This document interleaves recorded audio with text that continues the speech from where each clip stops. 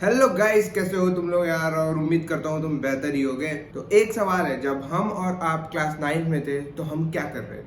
99% लोग किस में बिजी थे? पीसीएम में।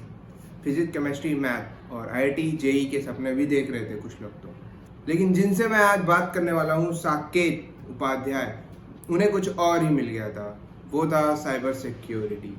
और साइबर सिक्योरिटी का कुछ भी रेलिवेंस नहीं था क्लास 9 के स्टूडेंट के लिए। But he followed his passion. He separated himself from the rat race और the crowd. So in this podcast we will be talking about deep work, passion, lone wolf mindset and goal setting. तो हाँ यार, देखो, और काफ़ी कुछ सीखने को मिलेगा कि कैसे इतना आसान नहीं होता जब तुम्हारे आसपास लोग कुछ और कर रहे हो और तुम किसी और ही बात पे जा रहे हो अकेले, उसका ना कि तुम्हें पता है डेस्टिनी क्या होने वाली है. मजा ही है। अभी क्या ही करना है, बिल्कुल फ्री होके बैठे हुए हैं। कुछ खास काम तो है नहीं। हम्म. तो बस इधर उधर पार्ट शादी लगन चल रही है, शादियां वादियां अटेंड कर रहे हैं जा जाके। साइंस की तरफ से खा पी रहे हैं। साइंस की तरफ से. सही है और यार. वही प्रिपरेशन चल रही है आजकल। बहुत ज्यादा डॉक्यूमेंटेशन वर्क है। और मतलब पूरा फाइनेंस हाउसिंग ये सब सेट करना वही चल रहा है पूरा। वो तो एकदम अलग तरह का हेडेक ही है यार कि वहां जाके कैसे सेटल होना है. हाँ, सेटल होना वो है। प्लस ऊपर से कुछ आइडिया नहीं है ना। मतलब जैसे अगर रांची में होता तो रांची तो हम पहुंच जाते हैं, भोपाल पहुंच गए मुंह उठा के। वहां पे कुछ आइडिया ही नहीं है कि कैसे क्या काम करना है। हर चीज डिफरेंट है। यहाँ तक कि ड्राइविंग लेन भी डिफरेंट है। हम्म. तो हम्म. हाँ, मतलब वो तो है. बहुत ज्यादा अजीब सा है। इकोनॉमी पूरी अलग है। फिर ऊपर से जिंदगी में कभी टैक्स भरे ही नहीं हम। मतलब पापा भरते हैं, मैं नहीं भरता। गैर हाँ, समझ गए. गैर कानूनी तरीके से नहीं रह रहे भारत में। मुझे लगा कुछ ज्यादा असलियत तो नहीं ना हो गई. नहीं नहीं नहीं नहीं। हाँ, समझ मतलब गया. मैंने ओ, कभी नहीं भरा मजाक था. टैक्स। तो वहां पे लेकिन भरना पड़ेगा क्योंकि हम्म. स्टाइपेंड मिलेगा तो उसका टैक्स कटता है। तो वो मुझे पता नहीं था। मुझे लगा पूरा मिलेगा, लेकिन भैया 15% काट के देंगे। हाँ, तो भाई जिसको पता नहीं कि हम लोग कैसे ऐसे ही रैंडम कोई भी बात चालू कर दी कि कहाँ रहना है कहाँ नहीं. तो भाई मेरे जा रहे हैं यूनिवर्सिटी ऑफ वर्जीनिया पीएचडी करने. तो ये सारी बातें उसी के रिलेटेड हो रही है कि उधर जाके सब कुछ चेंज हो जाएगा. और इकोनॉमी से लेके तुम्हारा रहने सहने का ढंग और सारी चीज़ें जो चेंजेस हैं उनसे जो डील करना है, वो सारी बातें हम्म। लोगों को पता होना चाहिए तो ना भाई वही कि हम लोग हवा में कहाँ से बात चालू कर सही रहे बात है। हैं. कुछ कुछ प्रेमिस भी नहीं दिया, वो शुरू हो गया। हाँ. नहीं तो वही चीज है। एक बात बता दे रहा हूँ इसके बारे में कि अगर मैं इसका रेज्यूमे पढ़ने पे आ जाऊँ ना तो मैं एक सांस में बता नहीं पाऊंगा कि इसने क्या क्या चीज़ें इसने की हुई हैं. तो वो पूरा पेज, 2-4 पेज के, तो 4 पेज का तो इसका रेज्यूमे होगा. साकेत, मैं बहुत क्यूरियस हूँ ये जानने के लिए कि यार तेरा फर्स्ट टाइम कंप्यूटर से इंटरेक्शन कैसे हुआ था? गेम के थ्रू हुआ होगा इंटरेक्शन, या फिर स्कूल में कोई पावर पॉइंट या ये फिर ऐसा काफी कुछ बनाना इंटरेस्टिंग हो. वो था कहानी। इसमें क्या है कि जब हम लोग मैं था इधर आदमपुर में, हम्म. पंजाब, जलंधर के हम्म. पास। हम्म. हम्म. तो वहां पे केवी हम्म. हम्म. केवी के बच्चे हैं, हम केवी में पढ़े हैं पूरी जिंदगी। तो उसमें मेरा एक दोस्त था, निखिल यादव। हम्म. तो एक हम लोग ऐसे घूमते रहते थे, आस पास ही रहते थे पूरा ग्रुप जो था। तो हम्म. वहां पे एक दिन वो कंप्यूटर लैब ले गया मुझे। और हम्म. उस समय ना एक्सेस नहीं मिलता था। मतलब कंप्यूटर लैब थे बस 11th 12th के बच्चों के लिए, 10th के बच्चों के लिए, जिन्हें HTML सिखाते थे पहले वो लोग। वो. तो हम लोगों को एक्सेस नहीं मिलता था, 7th 6th की बात है। तो एक दिन वो ले गया। अब हम लोग क्या करते थे, लैब का एक्सेस चाहिए होता था, वहाँ पे होता है AC। आदमपुर में गर्मी पड़ती है भीषण। हम्म. तो टीचर का काम करने बैठ जाते थे, जैसे अटेंडेंस, वो शीट लिखना, ये सब नाम वाम लिखना। तो AC में जाके बैठ जाते। तो एक दिन उसने ऐसे नोटपैड खोला, कंप्यूटर में विंडोज XP था। और हम्म. उस पे वो मैट्रिक्स वाला कोड नहीं होता जो यूट्यूब पे मिल जाता है, कहीं भी मिल जाता है, इसमें ग्रीन ग्रीन हम्म. पूरे उसमें लिख के हाँ, आता है। हाँ, हाँ. हाँ। तो वो उसने करके दिखाया। वो बोला एक चीज दिखाता हूँ, वो करके दिखाया। तो मुझे लगा भाई ये ये कैसे किया, ये हाँ. हरा हरा जो आ रहा है इसमें। तो वही देखते लगे। उस समय वो पहला इंटरेक्शन था जिसमें मुझे लगा कि इसमें बच्चों के नाम, टीचर के काम और AC की हवा से ज्यादा भी कुछ हो सकता है कंप्यूटर में। तो वो किया गया। और उसके बाद भाई धीरे धीरे उसे हम कहते हैं बैश स्क्रिप्ट जो उसने बना के दिखाई थी। हम्म। उस समय दोनों को नहीं पता था क्या होता है, बस पता था कि ऐसे करने से कुछ होता है। तो फिर धीरे धीरे उसी से शुरू किए। बाद में नाइन्थ के बाद जब सेलेक्ट करना था तो CS ले लिए, देखने के लिए कि और हरे हरे को नीला कैसे किया जाता है। तो इसी तरह से थोड़ा सा इंटरेस्ट बढ़ा।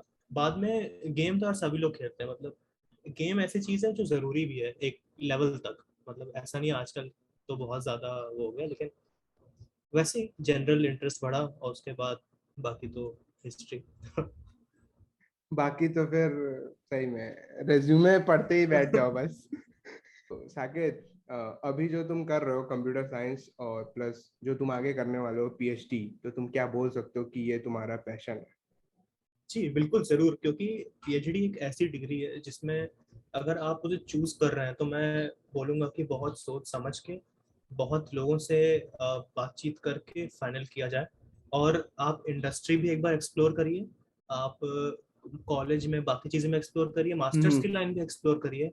और जब आपको लगे कि भाई कुछ नहीं अब यही करना है, तभी PhD पे आप अपना कमिटमेंट दीजिए। क्योंकि 5 साल कम नहीं होते, आप 4 साल बीटेक करके आ रहे हो, उससे पहले 12 साल स्कूल करके आ रहे हो, हम्म। तो 16 साल की आपकी पढ़ाई ऐसे हो गई, तो प्लस 5 और आप और जोड़ रहे हो उसमें, तो थोड़ा सा देखने वाली बात है। वरना बाकी अगर पैशन है, अगर आपको रिसर्च में इंटरेस्ट है, आपको और अपनी फील्ड में काम करना है, तो जरूर बहुत ही बढ़िया रास्ता है PhD का।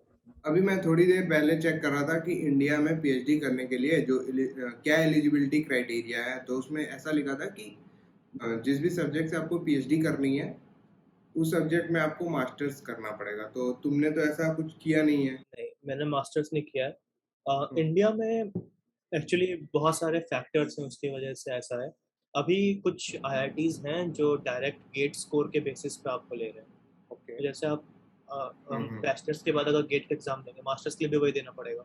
हम्म। तो अगर आप गेट देते हैं और गेट में आपका स्कोर अच्छा है, प्लस आपके पास रिसर्च एक्सपीरियंस है पहले से, हम्म। तो कुछ हैं IITs, अब मुझे एग्जैक्टली नाम याद नहीं आ रहा है, आप सर्च हम्म। करोगे तो मिल जाएगा सबको। तो उसमें वो लोग डायरेक्ट एडमिशन भी ले रहे हैं। और अच्छा। इंडिया में रिसर्च के लिए IIT के साथ और भी हैं यूनिवर्सिटीज़ और इंस्टीट्यूशंस जो कि अच्छे हैं, काफ़ी डिपेंडिंग ऑन योर रिसर्च। जैसे एक आइसर है, IISc है, और बाकी भी मतलब हैं गवर्नमेंट स्पॉन्सर्ड प्राइवेट दोनों, जो कि रिसर्च के लिए अच्छे हैं, तो उसमें पूरा देखना पड़ता है ध्यान से। तो बट हाँ। तो ये एलिजिबिलिटी क्राइटेरिया को देख के मैंने ऐसे एज्यूम कर लिया था कि शायद तू एलिजिबल ना हो इंडिया में PhD करने के लिए, इसलिए तुमने फॉरेन यूनिवर्सिटी चूज की है। इसका बहुत ज़्यादा सिंपल आंसर है, क्योंकि मुझे घूमना था। ऐसा कुछ नहीं है कि कोई ऐसे स्पेसिफिक बहुत पढ़ाई से रिलेटेड या फिर नहीं बहुत नहीं। जॉब से रिलेटेड कुछ आंसर है। इसका आंसर बहुत एंटी क्लाइमैक्टिक जिसे कहेंगे वो है कि मुझे मैं घूमना है और एक्सपीरियंस करना है लोगों को और रिसर्चर्स को। तो इसलिए मैंने फॉरेन में ट्राई किया। बाकी एक चीज़ और मैंने जो जैसे फॉलो करता हूँ जिन लोगों को, जिन प्रोफेसर से बात की, उन्होंने बोला कि जो US का PhD का जो पूरा आपका टेन्योर रहेगा, वो हम्म। थोड़ा रिगरस रहेगा, ज़्यादा थोड़ा मुश्किल रहेगा इंडिया के मुताबिक, ऐसा लोगों ने ओ। कहा, कंप्यूटर साइंस में स्पेशली। तो उन्होंने कहा कि अगर हो सके तो ज़्यादा बेटर रहेगा, ज़्यादा मान्य, मतलब रिस्पेक्ट ज़्यादा रहेगी उसमें, क्योंकि थोड़ा हार्ड रहता है वो। और यूके का भी, क्योंकि यूके में थोड़ा और कम समय रहता है आपके पास। जैसे मेरे पास अभी 5-4 साल का समय है, यूके में आपके पास बस 3-4 साल का मैक्स समय होता है। इंडिया में इसका ड्यूरेशन पीरियड है 3 to 5। तो एक्चुअली ये सब चीज़ें डिपेंड करती हैं, क्योंकि PhD कोई स्पेसिफिक वो नहीं है डिग्री जो कोर्स वर्क पे चलती है, वो आपके रिसर्च पे चलती है। तो अगर आपका जित रिसर्च पहले ख़त्म हो गया, आपकी थीसिस बन गई पहले, तो हम्म। वो आपको डिग्री मिल जाएगी डिफेंड करने पे। और अगर आपका कुछ ऐसा काम है जो नेचर के पे डिपेंडेंट है, जैसे केमिस्ट्री हो गया या फिर फिजिक्स हो गया, तो ये सब चीज़ें कुछ हैं जो नेचुरल है, आप इनके टाइम को अल्टर नहीं कर सकते, आप जल्दीबाजी नहीं कर सकते इसमें, तो इसमें समय लग जाता है, वो डिपेंड करता है। साकेत, तुम्हें तो पता ही होगा कि इंडिया में हर बच्चे को दो ही चीज बननी होती है, दो तीन चीज। फर्स्ट सेकंड चीजें हैं इंजीनियर और डॉक्टर। तो इंजीनियरिंग के लिए सबसे बेस्ट कॉलेज कौन सा है? इंजीनियर, अरे IITs आईआईटी। तो भाई NITs तुमने और क्या तुमने ट्राई किया था? किया था। बहुत बुरी तरह घमासान युद्ध हुआ था हमारा और जेई मेंस में क्वेश्चनों का। अच्छा। बहुत अ, तेज क्षति पहुंची थी, बहुत बुरा नुकसान हुआ, बहुत गंदे मार्क्स हम फेल हुए में। नहीं, तो भाई अपना भी वही हाल था और अपने दुश्मन एक ही है, जेई मेंस। तो ठीक है, उस बारे में अब बात नहीं करें, और दोनों ही हार चुके हैं। उधर नहीं हाँ, जाएंगे तो भाई, उधर जाने ही हारना नहीं है। नहीं कहेंगे इसको, कहेंगे कि मतलब हाँ हाँ, मतलब IIT की किस्मत में हम नहीं थे। वाह वाह वाह वाह वाह, मजे आ गए, मजे आ गए ये डायलॉग। तो आईआईटी साकेत आईआईटीएन नहीं है, ये तुम्हारी बुरी किस्मत है, इस बात को एक्सेप्ट कर लो। जो एशिया है, एशिया में अगर आपका A ग्रेड आता है उसका मतलब होता है एवरेज। ए मतलब हम्म यहाँ पे होता है एवरेज, B4 होता है बिलो एवरेज। तो हम्म अब हम देखते हैं कि जो भी हमें करना है उसमें सबसे टॉप की चीज कौन सी है। हम्म तो कंप्यूटर साइंस ले लिया हम हम्म 9th 10th क्लास से लग। तो देखा कि क्या होगा। अब एक्चुअली मेरा जो मोटिवेशन उस समय था वो मेरी कजन दीदी थी। तो हम्म उन्होंने भी VIT चेन्नई से किया था कंप्यूटर साइंस में इंजीनियरिंग, और वो हम्म माइक्रोसॉफ्ट में प्लेस थी। हम्म तो ये एक जो एक चला आता है ना कि अब इनका हो गया, तो अब तुम्हें भी कंप्यूटर में इंटरेस्ट है, तो तुम्हारा लिए भी क्या है IIT हम्म माइक्रोसॉफ्ट। तो ये चीज थी, ये एक मोटिवेशन था काफी कि ये मतलब पॉसिबल है, अच्छी फील्ड पकड़ी है, ये सोचा था। उसके बाद फिर देखा कि क्या कर सकते हैं इसमें, देखा इंजीनियरिंग कर सकते हैं कंप्यूटर साइंस, फिर देखा सबसे बेस्ट क्या है। तो फिर सब पूरी दुनिया आसपास जो थी वो बोल रहे थे कि IIT से बढ़िया क्या ही है, मतलब वो नहीं हम्म हुआ तो कुछ नहीं हुआ। तो हमने सोचा कि ठीक है अब देंगे। तो वही कर रहे थे। अब प्रॉब्लम ये थी कि हमारा कंप्यूटर साइंस में कोडिंग में ज़्यादा इंटरेस्ट नहीं था, ज़्यादा इंटरेस्ट मेरा था साइबर सिक्योरिटी वाली फील्ड में। तो मतलब तुम्हें नाइन्थ से ही साइबर सिक्योरिटी में इंटरेस्ट आ गया था? हाँ, मैं 9th से कर रहा था। और बहुत सारे टीचर्स थे जिन्होंने मना भी किया था, बहुत सारे थे जिन्होंने काफ़ी सपोर्ट भी किया था। एक हमारे ना, जब मैं नासिक में था 11th क्लास में, 10th में नासिक में गया था मैं। तो हम्म हमारे कंप्यूटर टीचर थे चर्जन सर, नाम था रविंद्र, मिस्टर रविंद्र चर्जन ना। हम्म बहुत बढ़िया, बहुत ही बढ़िया टीचर। और एक कहेंगे ना जो सपोर्ट इनिशियल होता है कि आपको बताने के लिए आपने जो फील्ड चूज की है वो सही की है, आपको मोटिवेट जो करते एक होते हैं जो कंधे पे हाथ रख देते हैं, वो बोलते हैं कि हैं। बेटा सही कर। हाँ, जो बोलते हैं कि तुम करो, सही कर रहे हो, देखते हैं। तो फिर उसमें उन्होंने काफ़ी हेल्प किया था। और फिर जैसे कंप्यूटर लैब में उन्होंने एक कंप्यूटर दे दिया था, बोला था तेरा काम ये तोड़ फोड़ वाला होता है, मतलब वायरस वायरस देखेगा, हैक करेगा कुछ ना कुछ, तो इसमें करना और किसी में कुछ मत करना, वरना प्रिंसिपल से मैं नहीं बचाऊंगा। हम्म तो उसके बाद ये चीज़ें थी, तो उसमें काफ़ी इंटरेस्ट था, लेकिन पूरा 11th 12th मैंने ज़्यादातर समय इसी में दिया। ड्रॉबैक और पॉजिटिव दो चीजें हुई इसमें से। ड्रॉबैक ये हुआ कि मेरे जो 12th फाइनल बोर्ड एग्जाम था उसमें मेरे आए 77%। हम्म और प्रॉफिट ये हुआ कि कॉलेज का फर्स्ट ईयर तक का कोई कोर्स होता है हार्डकोर कंप्यूटर सिक्योरिटी में, वो मेरा कंप्लीट हो गया था। हम्म। तो दो चीजें हुई। अब क्योंकि साइबर सिक्योरिटी किसी एग्जाम में नहीं आता, ना ही कंप्यूटर साइंस ज्यादा किसी एग्जाम में आता है, तो मैं चाहिए फिजिक्स केमिस्ट्री मैथ्स। हाँ हाँ, वो तो ठीक है है। कंफर्म। और अब मैंने इस पर ध्यान दिया नहीं था। तो अब क्योंकि ये बेस नहीं था क्लियर, अब मैं किसी को भी जब गाइड करता हूँ, ये बोलता हूँ कि कैसे सिक्योरिटी में आना, तो पहले बोलता हूँ कि अपना ये बेस मजबूत रखो, क्योंकि अगर तुम्हें कॉलेज अच्छा नहीं मिलेगा तो फिर मतलब नहीं हो पाएगा कितना भी कर लो। तो फिजिक्स केमिस्ट्री मैथ्स जो 11th 12th में अगर कोई देख रहा है इस वीडियो को, देखने के लिए अगर उसे PhD करनी है, तो पहले अपना बेस क्लियर करो और अच्छे परसेंटेज लाना जरूरी है। ये मुझे पहले ओवर कॉन्फिडेंस में नहीं लगा था, लेकिन अब बहुत जरूरी है। बाद में कोई नहीं पूछता, बट इनिशियली स्टेप अप करने के लिए जरूरी पड़ता है। ये तो मतलब ये सीन था। अभी तुमने ये बोला कि अगर अच्छा कॉलेज नहीं होगा तो इस हम्म फील्ड में, for example hmm computer science, sorry cyber security, cyber हाँ सिक्योरिटी में कुछ हो नहीं सकता हाँ, ऐसा, इसका लेकिन कहने का मुझे मतलब ये नहीं है कुछ भी नहीं हो सकता, हम्म लेकिन रिसोर्सेज की बात होती है। अब जैसे जो आपके अच्छे कॉलेजेस में आते हैं, जैसे VIT हो गया। VIT एक्चुअली इंडिया का नंबर 1 प्राइवेट है, तो हम फॉर्चुनेट है, हम ऐसे मजाक में ले लेते हैं बहुत बार, लेकिन देखा हम्म जाए हम्म तो हम्म डेटा के हिसाब से काफी अच्छा है और रिसर्च में काफी टॉप पे है ये। तो हमारे पास रिसोर्सेज है कुछ जो हम यूज कर सकते हैं। मुझे खुद बहुत सारे रिसोर्सेज मिले, फॉरेन टीचर्स के कनेक्शंस, प्रोफेसर्स के साथ काम करने का मौका, कंपनीज में काम करने का मौका, सब कॉलेज की तरफ से मिला। तो ये चीजें बहुत लोगों के पास नहीं है। मेरे कुछ दोस्त भी हैं जो ट्राई कर रहे थे सिक्योरिटी में जाना, लेकिन नहीं जा पा रहे थे क्योंकि रिसोर्सेज की कमी थी और इवेंचुअली उनको कोडिंग में नॉर्मल जॉब लेनी पड़ी। तो ये चीजें थोड़ी सी मैटर करती हैं। हाँ, वीआईटी भोपाल ने, मतलब वीआईटी एज अ इंफ्रास्ट्रक्चर, पूरा जो यूनिवर्सिटी है भोपाल तो एक कैंपस हो गया उसका। ओके ओके तो मतलब एज ठीक अ है ठीक है। यूनिवर्सिटी बिकॉज स्ट्रॉन्ग होल्ड है इसका, काफी मतलब नोन है। अगर आप कहीं भी हम्म जाओ, जरूरी नहीं है वीआईटी, आप अगर किसी हम्म अच्छे, आईआईटी का भी क्या फायदा है, आईआईटी का फायदा ये है क्योंकि वो गवर्नमेंट टाइज है उसके, उनके प्रोजेक्ट्स नोन है। मतलब सब लोग, आप नाम बताओगे तो आपके साथ लोग काम करने के लिए आएंगे। तो ये जो बहुत लोग मैं अच्छा काम करके गए हैं, वो उसके बेस पे आप खड़े होते हो, you are standing on shoulders of giant. तो ओके आप, मतलब आपको पूरा ऊपर तक नहीं जाना पड़ता खुद से, हम्म थोड़ा लोग उठा देते हैं आपके आसपास, थोड़ा आपका कॉलेज का नाम उठा देता है, फिर बाकी आप चढ़ लो।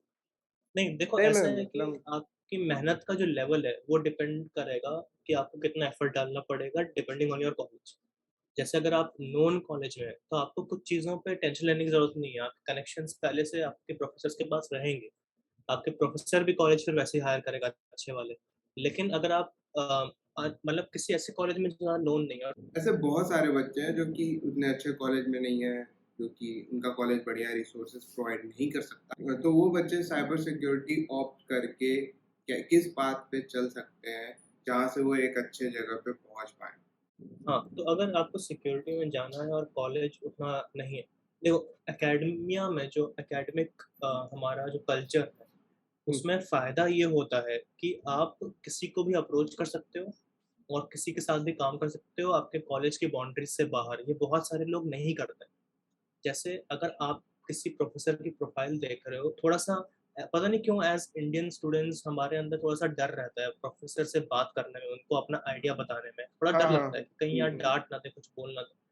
तो ऐसा मैंने नोटिस किया है, बट ऐसा ना करके अगर आपके पास कुछ अच्छा प्लान है, आप कुछ करना चाह रहे हैं, तो अगर आप किसी प्रोफेसर को अप्रोच करते हैं, रिस्पेक्टफुल ईमेल लिख के अपना प्लान एक्सप्लेन करिए, उसमें आपको हम्म क्या करना है वो बताइए, तो बहुत ज़्यादा चांसेस है कि आप मतलब अपने कॉलेज की बाउंड्रीज से ऊपर निकल जाएंगे।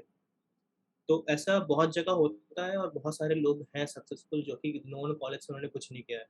जैसे अब बहुत सारे जो नॉन इंडिया में साइबर सिक्योरिटी एक्सपर्ट्स हैं जो जॉब मार्केट में बहुत अच्छी प्रोफाइल रखते हैं, तो उनके आप बैकग्राउंड हिस्ट्री लिंक्डइन पे देखोगे तो ऐसे किसी भी कॉलेज से उन्होंने किया हुआ एक्स वाई सेट से, मैं नाम नहीं लूंगा क्योंकि थोड़ा वो हम्म डिफेमेशन में हो जाएगा। लेकिन मतलब उन्होंने वैसे किया हुआ, आप देखोगे कि हो सकता है आपका कॉलेज उनसे अच्छा हो, दैट मीन्स अगर वो कर सकते हैं तो आप भी कर सकते हैं, बट अप्रोच डिफरेंट होता है। और मेन है कि आपको अपनी प्रोफाइल बिल्डअप करनी पड़ेगी, और प्रोफाइल बिल्डअप साइबर सिक्योरिटी में बहुत मायने रखती है। आपका कोई सीवी नहीं देखेगा, आपके कोई मार्क्स नहीं देखेगा, आपका एक्सपीरियंस और आपने अभी तक क्या किया है लोग वो देखेंगे। तो अपना ब्लॉग्स बनाइए, लिंक्डइन पे प्रोफाइल बनाइए, वेब प्रोफाइल बनाइए, लोगों को दिखाइए, जो दिखेगा वही बिकेगा जॉब मार्केट। हम्म। भाई इन शॉर्ट यही है कि तुमको मेहनत के साथ साथ तुम्हें कनेक्शंस बनाने पड़ेंगे। नेटवर्किंग चाहिए, हाँ नेटवर्किंग बहुत इंपॉर्टेंट नेटवर्किंग चाहिए, तुम्हें कनेक्शन चाहिए, है। और तुम्हें अपने आइडियाज को प्रेजेंट करने भी आना चाहिए किसी के भी हम्म, सामने। जी, और वो कॉन्फिडेंस होना इम्पोर्टेंट है। चाहिए ना कि जो नॉलेज तुम्हारे पास है वो सॉलिड नॉलेज है। तो इसमें हम्म। इम्पोर्टेंट ये है कि आप एग्जाम्स के लिए ना पढ़ें। एग्जाम्स के लिए, वैसे भी सिक्योरिटी में एग्जाम्स के लिए कोई पढ़ता नहीं है, तो एग्जाम्स के लिए पढ़ना बिल्कुल बेकार है। पढ़ो उस चीज़ को समझने के लिए, और वो ऑटोमेटिकली हो जाएगा जब आपको पैशन है उस चीज़ में। तो अगर आप चाहते हैं कि आप सिक्योरिटी समझें, तो आप नेटवर्किंग समझेंगे। आप नेटवर्क सिक्योरिटी समझना चाह रहे हैं तो आप प्रोटोकॉल्स, पैकेट्स, ये सब समझोगे खुद ही। और जब आपको लग जाएगा पता कि हाँ ये ऐसे ऐसे होता है, तो फिर आप कॉन्फिडेंट रहोगे इस बताने में, किसी को एक्सप्लेन करने में। तो ये काफ़ी है इतना, मतलब लोग तो आपसे जब बात करेंगे 10 सेकंड तो समझ जाएंगे कि हाँ ये ठीक है। साइबर सिक्योरिटी एक्चुअली बहुत क्रिटिकल सब्जेक्ट है, पढ़ने में भी और जॉब के लिए भी। मतलब बहुत सारे सिक्योरिटी में बच्चे हैं जो इवेंचुअली कोडिंग जॉब में जाके सेटल हो जाते हैं। बहुत कम है जिनको हमारे ब्रांच में प्लेसमेंट मिला है। ऐसा नहीं है हम्म कि वो कर नहीं सकते, मीनिंग ये है कि जो कंपनियां हैं वो ट्रस्ट लेवल जो होता है वो मेंटेन करना पड़ता है पहले। तो कोई बैचलर को उठा के कंपनी का पूरा सिक्योरिटी का जिम्मेदारी दे दे तो वो पॉसिबल नहीं है, क्योंकि हम्म। आप अगर कोडिंग में गलती कर दोगे तो वो ठीक है, कंपनी रिकवर कर लेगी उससे। लेकिन अगर आपने कहीं सिक्योरिटी में दिक्कत कर दी तो कंपनी का पूरा मेहनत, पूरा डेटा सब निकल जाएगा। तो ये बहुत हाई रिस्क वाला फैक्टर हो जाता है, इसलिए कंपनियां डायरेक्ट जॉब देना प्रेफर नहीं करती हैं, आपको थोड़ा एक्सपीरियंस होना ज़रूरी है। तो तो थोड़ा सा ये चीज़ है। भाई, तो मुझे कॉलेज आया 2-3 महीने हुए थे। साइबर सिक्योरिटी वाले मेरे काफ़ी दोस्त हैं।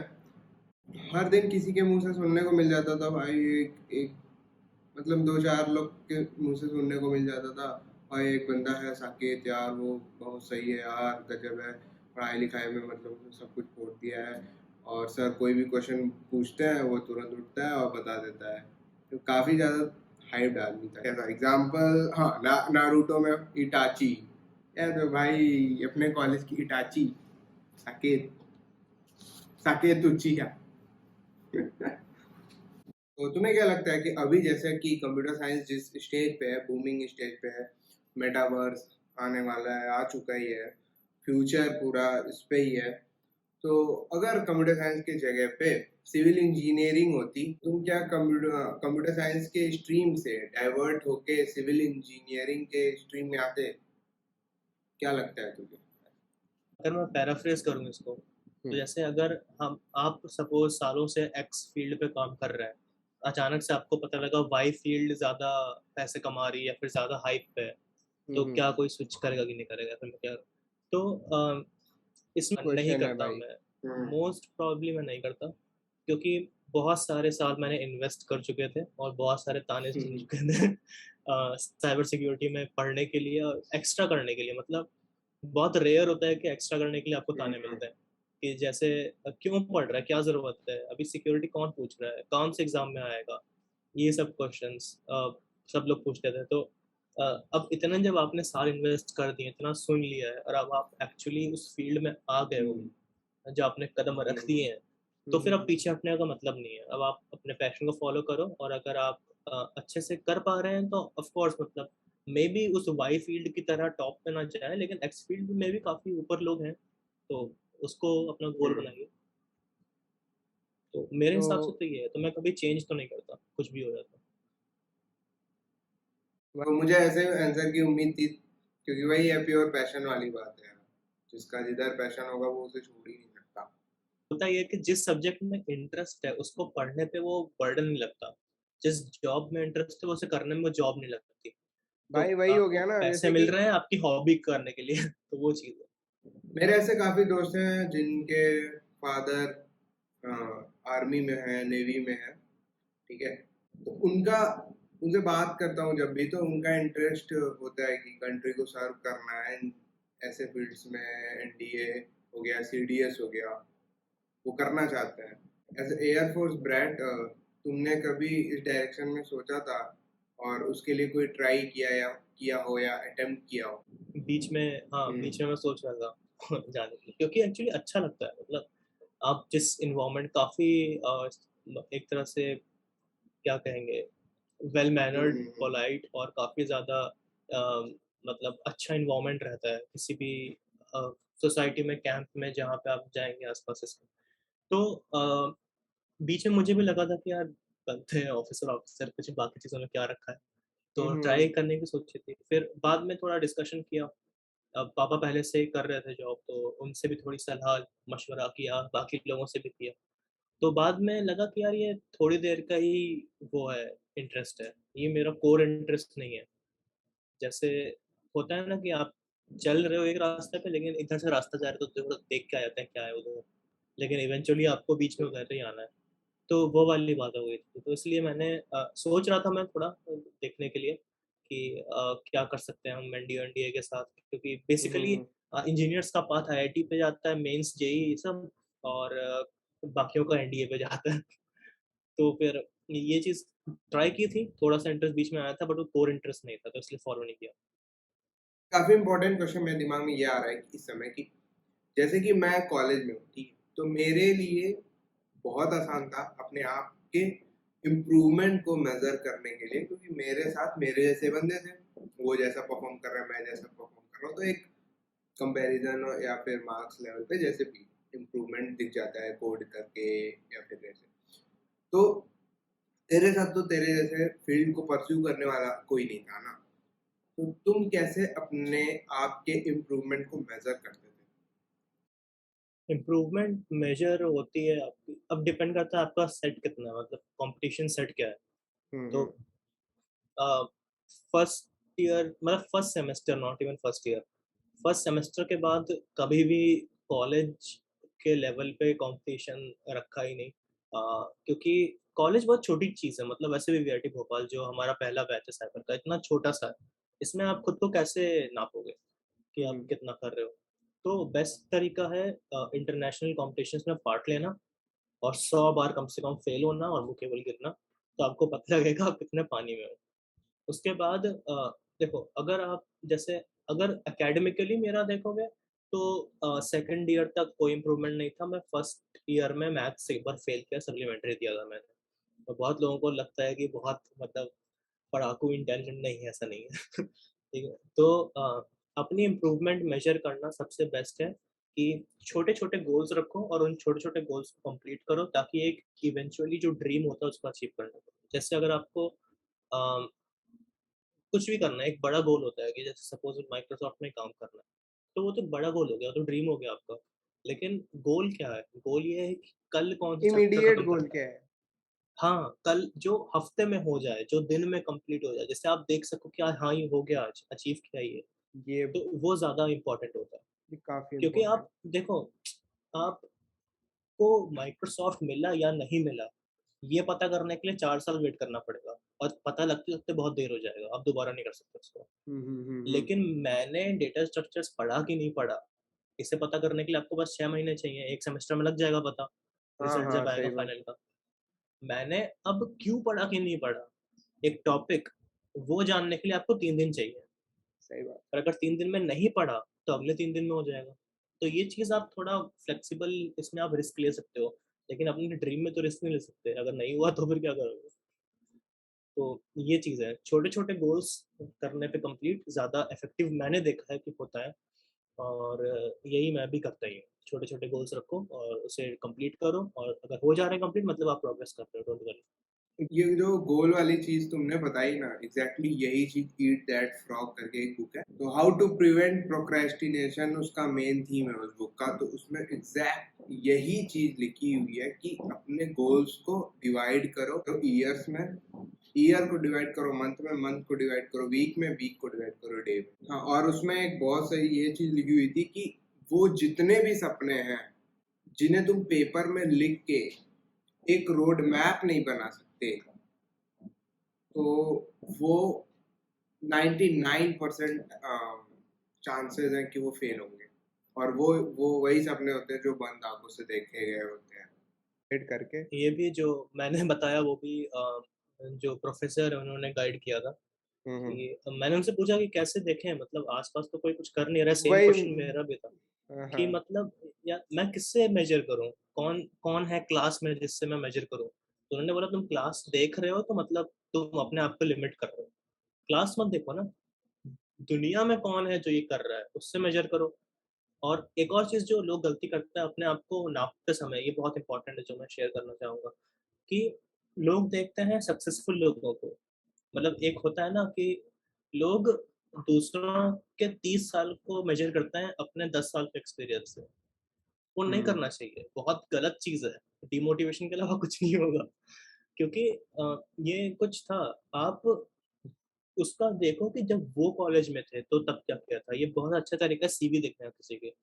तो अगर आप किसी को फॉलो कर रहे हो, किसी को एडमायर कर रहे हो कि हाँ ऐसा बनना है, बट आप उससे डायरेक्ट चैलेंज ले रहे हो, तो फिर वो नहीं हो पाएगा, क्योंकि वो उस चीज में 10 साल से काम कर रहा है और आपने अभी शुरू किया है।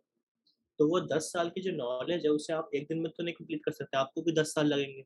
तो आप देखो कि पहले दिन उसने क्या किया था और आप कहाँ तक पहुंचे हो, तब रियलिस्टिक एक मेजरमेंट हो पाएगा। तो ये हम्म। ऐसे मेजर करना चाहिए खुद को। पहले भी मैं ऐसे करता था, जैसे पहले मेरा ये नहीं था, रिसर्च का नहीं था, पीएचडी का नहीं था, पहले मैं जॉब करना चाह रहा था। तो मैं देखता था लोग जैसे जॉब कैसे करते हैं। तो हमारे कॉलेज में आए थे राहुल त्यागी एक बार, लुसिडियस के को फाउंडर है शायद। साकिब मोदी उसके फाउंडर है लुसिडियस के, दिल्ली में हेडक्वार्टर बेस्ड नोएडा साइड। तो वो साइबर सिक्योरिटी काफी अच्छी कंपनी है। तो हम लोग क्या कर रहे थे कि उनसे कंपेयर कर रहे थे अपने आप को। क्यों भाई, वो इतने सालों से उसमें काम कर रहे हैं, पढ़ चुके हैं, बच्चों को पढ़ा चुके हैं, ट्रेनिंग दे चुके हैं, कंपनी चला रहे हैं खुद की, उनसे कंपेयर कर रहे हो। उन्होंने उन्होंने कौन से कॉलेज से बीटेक किया है, तुम किससे कर रहे हो? तो मैंने देखा कि हमारा कॉलेज उनके बीटेक के कॉलेज से बेटर है। दैट मीन्स ठीक है, अब हमें मेहनत करनी है, ये चीज़ है। सही बात। तो ये इस तरह से मेजरमेंट करेंगे तो ज़्यादा बेटर रहेगा, सेहत के लिए भी, दिमाग के लिए भी। सही बात है, नहीं तो तुम पनिश करोगे अपने छोटे से प्यारे से भोले से दिमाग को कि अरे था। हाँ, क्वेश्चंस थे जैसे रिसर्च फील्ड कैसे चूज करते हैं, और एप्लीकेशन प्रोसेस क्या होता है पीएचडी का ओवरऑल। हाँ, तो आराम इसमें से। देखो जैसे पहला स्टार्ट करेंगे रिसर्च फील्ड जो होती है फाइंड करने से। तो मास्टर्स और पीएचडी बहुत डिफरेंट है, मतलब इन दोनों का कोई मुकाबला नहीं है कि कौन बेटर है कौन ज्यादा वो है। डिपेंड करता है आपके गोल क्या है। जैसे मेरा गोल जो अभी है वो है, मैं प्रोफेसर बनना चाहता हूँ। तो मैं पीएचडी करूंगा, उसके बाद फिर असिस्टेंट प्रोफेसर भी अप्लाई करूंगा, ये मेरा एक रफ आइडिया है। हम्म। बट अगर आपको जॉब करनी है तो फिर आप मास्टर्स पे मैं कहूँगा थोड़ा पहले ट्राई करो। उसके बाद अगर आपको लगे कि और स्पेसिफिक नॉलेज चाहिए तो पीएचडी ट्राई करो। तो ये चीज़ें थोड़ा डिफरेंट है। अप्रोच भी दोनों का बहुत डिफरेंट होता है। जैसे तुम्हारे चैनल पे पहले एक आयुषी ने अपने मास्टर्स का एक्सपीरियंस बताया, तो उसका अप्रोच बिल्कुल डिफरेंट था मास्टर्स का। जितने बच्चों ने भी मास्टर्स के लिए अप्लाई किया हमारे कॉलेज से, उनका अप्रोच डिफरेंट है। मास्टर्स में आपका करंट जीपीए, सीजीपीए और ये सब चीज़ें ज़्यादा मायने रखती हैं। हम्म। पीएचडी में आपका रिसर्च एक्सपीरियंस, नॉलेज फील्ड में और स्पेसिफिक फील्ड में नॉलेज, और जीपीए भी ओवरऑल मायने रखता है। और दोनों में डिफरेंस ये है कि मास्टर्स 2 साल का होता है मैक्स, या फिर 1 साल का होता है। यूके में शायद 1 साल का होता है, यूएस में शायद 2 साल का, 1 साल का ऐसे ही रहता है। तो फिर ये आपका मास्टर्स इतने में खत्म हो जाएगा, फिर आप जॉब के लिए अप्लाई कर सकते हो। पीएचडी आपका मिनिमम 4 साल लेगा। अगर यूके में करोगे तो यूके में 4 की लिमिट होती है, मे बी आप 3 में निकल जाओगे, लेकिन बहुत रेयर है बैचलर के बाद सीधे 3 में निकलने। बट यूएस से करोगे तो 5-4 आपको लगेंगे, डिपेंडिंग ऑन कि आप किस चीज़ में कर रहे हो। जैसे आप कंप्यूटर साइंस में कर रहे हो तो इसमें आप कोड जल्दी कर दो, कोड लेट करो, तो आप थोड़ा कंट्रोल कर सकते हो रिजल्ट्स को अपने। बट आप नेचुरल साइंस में कर रहे हो, फिजिक्स केमिस्ट्री मैथ्स में कर रहे हो, तो इसमें केमिकल प्रोसेस जितना टाइम लेगा उतना लेगा, तुम उसमें कुछ नहीं कर सकते। तो तुम्हारी रिसर्च हो सकता है कि जो रिजल्ट देगी वो अगर 6 साल में देगी तो 6 में ही देगी, इसमें तुम्हारा ह्यूमन इंटरफेरेंस नहीं हो सकता। तो कुछ चीज़ें इस पे भी डिपेंड करती हैं कितना समय लगेगा। तो अपना समय, अपना गोल देख के अप्लाई करना होता है। एप्लीकेशन प्रोसेस जो होता है उसमें क्या होता है, तो फर्स्ट ऑफ ऑल अगर आपको बैचलर के बाद सीधे पीएचडी करनी है तो ये चीज़ ध्यान में रखना है कि लोग मास्टर्स के बाद भी अप्लाई करते हैं। तो ज़्यादातर लोग मास्टर्स के बाद अप्लाई करते हैं। तो ये चीज़ ध्यान रखने वाली बात है कि आपका कंपटीशन जो है वो अपने आसपास के बैचलर बच्चों से नहीं है। हम्म। आपकी नॉलेज जो चेक होगी वो मास्टर्स लेवल पे होगी अगर। और हम्म। पीएचडी में ये भी होता है कि सिलेक्शन से पहले इंटरव्यू होता है और एक प्रोफेसर का पैनल बैठता है इंटरव्यू लेने। तो हम्म। मेरे केस में बस एक ही प्रोफेसर थे, उन्होंने इंटरव्यू लिया था। वो अपनी फील्ड में प्रोफेसर है, मतलब अपनी फील्ड में एक्सपर्ट है, वो उस चीज़ पे रिसर्च कर रहे हैं सालों से। तो फिर वो उसके हिसाब से क्वेश्चंस पूछते हैं। उसके बाद हर प्रोफेसर का अपना अलग तरीका होता है इसको लेने का, तो इसका कोई मतलब एक गाइडलाइन कुछ नहीं है कि कोई कैसे जो जैसे चाहे ले सकता है। उनको अपने कॉलेज को बताना होता है कि ये कर लेगा, बस इतना और कुछ नहीं। तो उसके बाद कॉलेज प्रोसेस करते हैं। तो अप्लीकेशंस अगर किसी को इंटरेस्ट है अगर डालना है, तो अगर आप 4 साल का बीटेक कर रहे हो तो बीटेक के थर्ड ईयर में सितंबर अगस्त अक्टूबर वाले टाइम पे एप्लीकेशंस हम्म। खुलती हैं, उसमें एप्लीकेशन डाल देना। एप्लीकेशन में ज़रूरी होता है आपका एक्सपीरियंस, प्रीवियस एक्सपीरियंस, सीवी। अगर आपने पहले कभी रिसर्च की है तो बहुत बढ़िया बात है, बहुत एडवांटेज मिलता है। आपके एलओआर बहुत इंपॉर्टेंट होते हैं, आपका एक्सपीरियंस बहुत इंपॉर्टेंट होता है, और जीपीए कोशिश करना कि 8.5 से ऊपर हो या फिर 8.5 मेंटेन रखना। ये मेरे प्रोफेसर ने मुझे बताया था, मैं फॉरवर्ड कर रहा हूँ आगे। तो तो अच्छा, मतलब पीएचडी के लिए भी जीपीए का इतना इम्पोर्टेंस है 8.5 का? जीपीए हर जगह इम्पोर्टेंट रहता है। अगर 10 की स्केल है तो 8.5, बिकॉज ये भी दिखाता है कि आप एकेडमिकली पढ़ रहे हैं। पीएचडी एकेडमिक फील्ड में है, तो आपको एकेडमिकली तो अपना स्टेबिलिटी दिखानी पड़ेगी कि आपने, देखो, आइडियली होना चाहिए 10 आउट ऑफ 10, बट अगर 10 आउट ऑफ 10 नहीं है, जो कि बहुत लोगों का नहीं होता है, तो आपको दिखाना पड़ेगा कि जो जीपीए में डिफिशिएंसी है उसको आपने बाहर कैसे कवर किया है। आप ऐसा क्या कर रहे थे कि आपका जीपीए नहीं आया। ओ। तो मैं तो कहूँगा कि 8.5 मेंटेन रखो, और 10 लाने की ज़रूरत नहीं है, बट जितना टाइम कंज्यूम होगा वो 10 तक पहुँचने के लिए, उतना टाइम इन्वेस्ट करो रिसर्च में, प्रोजेक्ट्स में और एक्स्ट्रा नॉलेज गेन करने में, अपने फील्ड में और पढ़ने के लिए। तो वो जो टाइम और मार्क्स का जो तुम्हारा बैलेंस बना रहेगा, वही डिसाइडिंग फैक्टर होगा एक बहुत बड़ा कि कितना, कैसी सीवी बनती है। तो ये चीज़ इम्पोर्टेंट है, क्योंकि सीवी में आपको जॉब भी चाहिए, सीवी में आपको इंटर्नशिप भी चाहिए, मतलब इंटर्नशिप जॉब है कि इंडस्ट्री एक्सपीरियंस भी चाहिए, रिसर्च भी चाहिए, आपको टॉक्स हैं तो और बढ़िया बात है, प्रोजेक्ट्स भी चाहिए आपको, मार्क्स भी चाहिए, और हैं आपके पास 4 ही साल। तो हम्म। इतना तो, और पहला साल तो ऐसे निकल जाता है, पहला साल मेरा भी ऐसे निकल गया था कि क्या करेंगे सोचते सोचते। पहले साल में सोच रहा था कि जॉब करेंगे, फिर बाद अच्छा, में सेकंड ईयर फर्स्ट ईयर में, में? हाँ फर्स्ट ईयर में जो बीटेक का फर्स्ट ईयर होता है, तब तो सब लोग हवा में उड़ रहे होते हैं। तो उस समय लगा था जॉब करेंगे कितना ही मुश्किल होगा। फिर बाद में धीरे धीरे इंटरेस्ट आया रिसर्च में, तो फिर हमने सोचा अब ये ज़्यादा स्टेबल फील्ड है हमारे लिए, तो वही किया। बट ये चीज़ है, तो आपके पास 3 साल है, बहुत जल्दी निकलते हैं 3 साल।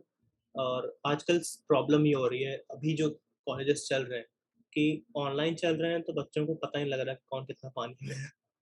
अचानक से जब प्रेशर वो तो पड़ेगा भाई। थर्ड ईयर में, बर्डन पड़ेगा, तो बहुत बुरा हाल होगा। इसलिए हम फॉर्चुनेट थे कि हमने काफ़ी ऑन ग्राउंड पढ़ा है, और क्या बोलते हैं, इन पर्सन कॉलेज अटेंड किया। आई होप कि बहुत जल्दी ये नॉर्मल हो तो बाकी लोग भी करें, क्योंकि जो अभी जूनियर्स हैं उनका सबसे बड़ा प्रॉब्लम ये है कि उनको अंदाज़ा नहीं लग रहा कि पानी कितना गहरा है, और अगर वो कूद गए सीधे डूब जाएंगे। प्रॉब्लम ये है। ये तो है। तो थोड़ा-सा ये है इश्यू, बाकी ज़्यादा मुश्किल नहीं है। आप एक अच्छा गाइड चूज़ कर लीजिए जिसके अंडर आप काम करेंगे, कि रिसर्च अकेले नहीं हो पाती है। हमें कुछ आइडिया नहीं होता, पता नहीं होता क्या करना है, तो एक एक्सपीरियंस्ड आदमी मिल जाता है। आदमी मतलब इन द सेंस जनरल बता रहा हूँ, कोई वो हम्म। पॉइंट आउट मत करना। तो यही है। बाकी बहुत सारी नई चीज़ें होती हैं जो डिफरेंट होती हैं। मास्टर्स से पीएचडी में जो डिफरेंस होता है वो होता है फाइनेंस। पीएचडी में आपको मोस्टली आपको फुल्ली फंडेड मिलता है, तो कॉलेज आपको देता है, हम्म। स्टाइपेंड देता है आपको। लेकिन उसकी कंडीशन होती है, जैसे मेरे में कंडीशन है कि मुझे ए ग्रेड चाहिए सारे एग्जाम में, तभी कंटिन्यू होगा। और उसके बाद मेरा वीज़ा का रिक्वायरमेंट्स होती हैं, F1 होना चाहिए ही चाहिए, और वीज़ा की खुद की रिक्वायरमेंट्स होती हैं अलग अलग, कितने क्रेडिट होने चाहिए पर साल, ये सब चीज़ें बहुत सारी होती हैं। तो अगर आप पीएचडी कर रहे हो तो आपको खुद का फाइनेंस देखना है, टैक्स भरना है, सामान लेना है, खुद सब कुछ करना है। मास्टर्स कर रहे हो तो मोस्ट प्रोबेबली आप खुद सेल्फ फंड करोगे, अनलेस एंड अनटिल आपकी स्कॉलरशिप नहीं लगती। और मास्टर्स में fully funded scholarship plus stipend मिलना थोड़ा मुश्किल, बहुत कॉम्पिटिटिव हो जाता है, क्योंकि बस आप नहीं हो, आपके साथ एशिया में और बच्चे हैं। और मुझे डर लगता है चाइना वालों से, क्योंकि वो बहुत ज़्यादा पढ़ते हैं और बहुत तगड़ा पढ़ते हैं। तो आपका कॉम्पिटिशन सबके साथ है, पूरी दुनिया के साथ है, आप ग्लोबल लेवल पे फाइट कर रहे हो। सही तो बात है। मास्टर्स में थोड़ा डिफिकल्ट हो जाता है। तो यही डिफरेंस है। बाकी डिफरेंस ये है कि मास्टर्स में आप इंडस्ट्री फोकस रहते हो, और चाहो तो रिसर्च फोकस भी कर सकते हो, तो आपके पास ऑप्शन है स्विच करने का। पीएचडी में यूजुअली आप पहले रिसर्च फोकस रहते हो, फिर रिसर्च आपकी इंडस्ट्री रिसर्च हो सकती है या फिर एकेडमिक रिसर्च हो सकती है, वो बात की बात है। तो ये थोड़े से कुछ वेग डिफरेंस थे। मतलब यार, वो चाइनीज सही में जबरदस्त पढ़ते हैं क्या? वो ज़्यादातर, क्योंकि अगर देखो तो जैसे यहाँ पे हमारा जेई मेंस होता है, हम्म। वहाँ पे एक एग्ज़ाम होता है, उसका नाम मैं देख के बताता हूँ। मैं शायद ही ठीक से उसका नाम ले पाऊँ। गाओकाओ करके कोई एग्ज़ाम होता है वहाँ पे। हम्म। तो गाओकाओ मीन्स अगर उसको आपने एग्ज़ाम पास कर लिया, तो जैसे यहाँ पे आपको आईआईटी मिल गया, और नहीं हम्म। किया तो मतलब आप सोसाइटी के फेलियर हो। और वो एग्ज़ाम होता है, शायद 3 दिन चलता है लगातार, बीच-बीच में ब्रेक करके। तो जब लोग उसके लिए प्रिपेयर कर रहे हैं, तो फिर वो आपका बेसिक चीज़ें तो निकाल ही लेंगे। इसलिए थोड़ा कॉम्पिटिटिव रहता है, इंडियंस भी काफ़ी कॉम्पिटिटिव रहते हैं। दोनों देशों का रीज़न ये है कि आबादी बहुत ज़्यादा है और रिसोर्सेज़ कम है। So, when you were so sure that कि I have to do PhD, यही करना है. See, I was not even sure, I can, let's see, third year of BTech. I guess that was the time when I was doing internship, and the sole purpose of doing internship was that I wanted to be sure. I wanted to be, committed to one field, and I wanted to see कि कैसा लगता है, थोड़ा देखते हैं. तो उसमें मैंने एक बहुत अच्छी, बहुत बढ़िया और जेन्युइन, मतलब मैं इम्प्रेस करने के लिए किसी को नहीं कह रहा, अच्छी कंपनी में as a security research intern काम किया, और जॉब भी रिसर्च वाली थी, मतलब उसमें मुझे चीज़ें फाइंड आउट करनी थी, डोमेन वैसा ही था, बट मुझे ऐसा लगा कि जो कॉर्पोरेट वाला माहौल होता है उसमें मैं ठीक से फिट नहीं हो पा रहा था, मतलब मैं अपना 100% नहीं दे पा रहा था, बहुत कोशिश करने के बाद भी। तो 6 महीने की थी इंटर्नशिप, बाद में वो लोग एक्सटेंड करने के लिए भी बोल रहे थे, तो बट नहीं किया, क्योंकि लाइक मेरा मेन रीज़न ये था कि मैं अपना 100% नहीं दे पा रहा था, मुझे ऐसा लग रहा था। बल्कि जो एकेडेमिया में मैंने काम किया था उससे पहले, जैसे है कि हम लोग जब जनरल रिसर्च पे काम कर रहे थे, जब हम पेटेंट पे काम कर रहे थे, जब हम कॉपीराइट पे काम कर रहे थे, इन सब चीज़ों पे काम करते मुझे लगा कि हाँ, मैं 100% दे रहा हूँ। मैं दिन भर काम कर रहा हूँ तो उसका रिज़ल्ट भी आ रहा है। बट थोड़ा-सा कॉर्पोरेट में मुझे नहीं लगा, कॉर्पोरेट का स्ट्रक्चर जो है वो उसमें मैं कंफर्टेबल नहीं था। तब मुझे लगा कि हाँ भाई, ये मेरे लिए नहीं है। मैं कर सकता हूँ ज़रूरत पड़े तो, जैसे अगर कभी मुझे लगे कि ज़्यादा पैसे मिल रहे हैं, ज़रूर मैं करूँगा। लेकिन अदरवाइज़ प्रेफ़र मैं एकेडमिया ही करूँगा। यहाँ पे थोड़ा कंफर्टेबल रिसर्च होती है, ज़्यादा फ्लूइडिटी रहती है, ज़्यादा चॉइसेस रहती हैं रिसर्च के मामले में।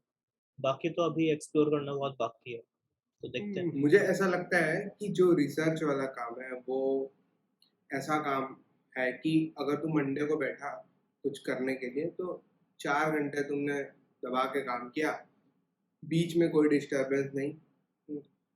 वही कॉर्पोरेट में क्या है, तुम डीप वर्क कर ही नहीं सकते. 3 घंटे 4 घंटे बीच में तुम्हें मीटिंग अटेंड करनी पड़ेगी, एक मेल भेजना पड़ेगा, किसी और को कुछ करना पड़ेगा. तो मे बी तो ये तुम ही बता सकते हो. I am just assuming. थोड़ा-सा इसमें कोई. सच भी है, थोड़ा-सा वो भी है। देखो, हाँ. इसमें क्या होता है कि जो रिसर्च होती है वो 4 घंटों में कन्फाइंड नहीं होती है। मतलब मैं मैं जब एग्जांपल दे रहा हूँ एक हाँ, दिन मैं का, जैसे एक बता रहा हूँ, टाइम का, मंडे का. अगर टेक्निकली देखा जाए तो हाँ, सही है। मतलब कॉर्पोरेट में आपको रिपोर्ट देनी है, ये करना है, वो करना है। मेल लिखना है एकेडमिया में उसको. भी होता है। हाँ हाँ हाँ, हाँ, एकेडमिया वही में वही. भी होता है। हमें भी यहाँ पे जैसे अपने सुपरवाइज़र को, जो प्रोफ़ेसर होंगे, उनको रिपोर्ट देनी पड़ती है। अगर आप टीए कर रहे हो या फिर आप आरए हो, रिसर्च असिस्टेंट या टीचिंग असिस्टेंट, आई एम हम्म. हाँ, तो मैं कह रहा था, जैसे अगर आपका आरए है, टीए है, कुछ है जॉब, तो फिर उसमें आपको क्वेश्चंस बनाने हैं, पेपर चेक करने हैं, खुद का आपका ऑफ़िस आवर रहता है। तो ये सब चीज़ें भी रहती हैं, बट इवन ओवरऑल हाँ, मतलब थोड़ा आप एक्स्ट्रा टाइम निकाल के कंसंट्रेटेड वर्क कर सकते हो कहीं जाके। अगर आप लोगों को बोल दो कि अभी बस रिसर्च करनी है, तो फिर वो डिस्टर्ब नहीं करेंगे आपको। आप कॉर्पोरेट में बोल दो बस काम ही करना है, तो बोलेंगे पहले ही 4 प्रिंट आउट निकाल के आओ, उसके बाद फिर बात करो। तो ये थोड़ा-सा डिफरेंस है। हम्म. हाँ, इसको अब. कह सकते हैं कि ये एक फीचर है। रिसर्च के अपने फीचर्स होते हैं, जॉब के अपने फीचर्स हैं। तो रिसर्च का क्या है कि आप सेल्फ गाइडेड काम करते हो, आपको जिसमें इंटरेस्ट है आप उसी में करते हो, लोग आपको बस गाइड करते हैं। कॉर्पोरेट में आप जो कंपनी के इंटरेस्ट में होता है उस पे काम करते हो। तो अगर हम्म. कंपनी में जो एकेडमिक रिसर्च होती है वो आपके ऊपर डिपेंड रहती है, आपकी लैब किस में काम कर रही है या फिर आप किस पे काम करते हो। इंडस्ट्री रिसर्च होती है, वो डिपेंड करता है कंपनी को क्या चाहिए। कंपनी को अगर प्रोसेसर की स्पीड बढ़ानी है, हम्म. तो आप उसके और किसी चीज़ पे काम नहीं कर सकते। You have to work on efficiency of processor. भले आपका मन हो सिक्योरिटी पे करने का, नहीं। बट अगर आप हम्म. खुद काम कर रहे हो तो फिर मतलब आप उस पे कर सकते हो, आप कहीं भी हाथ-पैर मार सकते हो। तो ये थोड़ा-सा डिफरेंस है, लेकिन दोनों अपनी जगह पर्क्स हैं, दोनों की अपनी जगह मतलब हम्म. वो हैं, तो लॉस है, अभी डिपेंड करता अभी अभी जो तुम्हारा काम है एकेडमिक्स वाला है ना, वो तो इंडस्ट्री बेस्ड तो है नहीं. है। हाँ, वही. मैंने इंडस्ट्री बेस्ड भी किया है, बट अभी देखो, जब एकेडमिया में करते हैं, जैसे हमारी जो लैब है जिसमें मैं जॉइन करना चाह रहा हूँ, हम्म. वो लैब बाकी कंपनियों के साथ भी काम करती है, कॉर्पोरेट के साथ भी काम करती है, और वो लैब खुद की भी रिसर्च करती है। तो यूजुअली हमारा गोल यही रहता है कि हम कुछ ऐसा बनाएं जो दुनिया यूज करे। रिसर्च का मतलब यही होता है। हम्म। तो हमें इवेंचुअली तो जाना पड़ेगा कंपनियों के पास, लेकिन अब डिपेंड करता है कि अगर आप कंपनी में काम कर रहे हो तो कंपनी की कुछ प्रायोरिटीज होती हैं, आप उस पर काम करोगे।